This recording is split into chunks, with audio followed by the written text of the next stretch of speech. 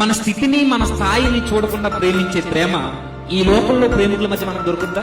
ఈ రోజు జీవితాన్ని నాశనం చేసుకుంటున్న ఈ వ్యామోహానికి పెట్టిన పేరు ప్రేమ అయితే, ఈ ప్రేమలో నిర్మలమైన ప్రేమ కనబడుతుందా అంటే అవసరం తీరేంత వరకే ఆ ప్రేమ.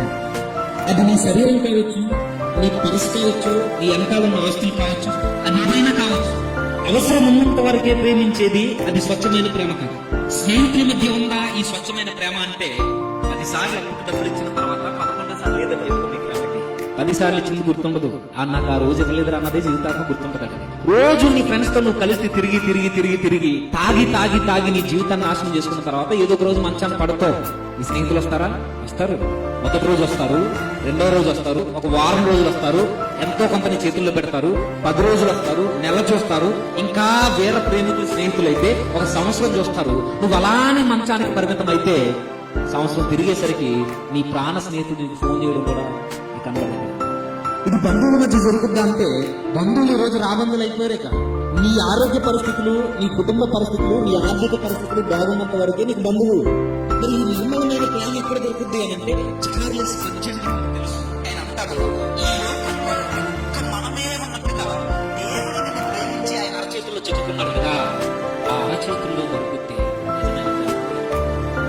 దేవుడిని ప్రేమిస్తున్నాడు అనడానికి గుర్తు అరచేతుల్లో చిక్కుకోవడమే కాదు, నిత్యము ఆయన నిన్ను చూస్తూ ఉన్నాడు. ఎవరికి చెప్పుకోలేని బాధల్లో నువ్వు ఎలా ఏడుస్తున్నావో, నీ ఆర్థిక ఇబ్బందుల్లో ఎలా నలిగిపోతున్నావో, నీ అనారోగ్య పరిస్థితులను బట్టి, నీ కుటుంబాన్ని బట్టి, నీ క్షీణమైన దశను బట్టి నువ్వు ఎలా కృంగిపోయి కృషించిపోతున్నావో ప్రతిదీ ఆయన నిత్యము చూస్తున్నాడట. ఆ స్వచ్ఛమైన ప్రేమ ఆ దేవుని చేతుల్లోనే నీకు దొరుకుతుంది.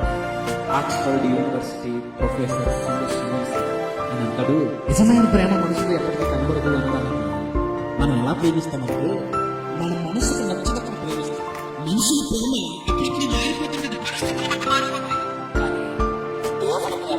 మనుషుల మీద ఎప్పటికీ క్రైస్తవులు కూడా మాట్లాడుతుంటారు, నువ్వు ఎలా ఉన్నావో దేవుడు నిన్ను అలానే ప్రేమించలేదు. నీకు ఆస్తులు ఇచ్చిన తర్వాత దేవుడు నిన్ను ప్రేమించలేదు. నువ్వేదో సంపాదించి ఉద్యోగాలు సాధించిన తర్వాత దేవుడు నిన్ను ప్రేమించలేదు. నువ్వు కాలుకి ఇచ్చేసినంత మాత్రాన, నువ్వు మీటింగ్లు పెట్టించినంత మాత్రాన, నేను ప్రసంగాలు చేసినంత మాత్రాన దేవుడు నన్ను ప్రేమించలేదు.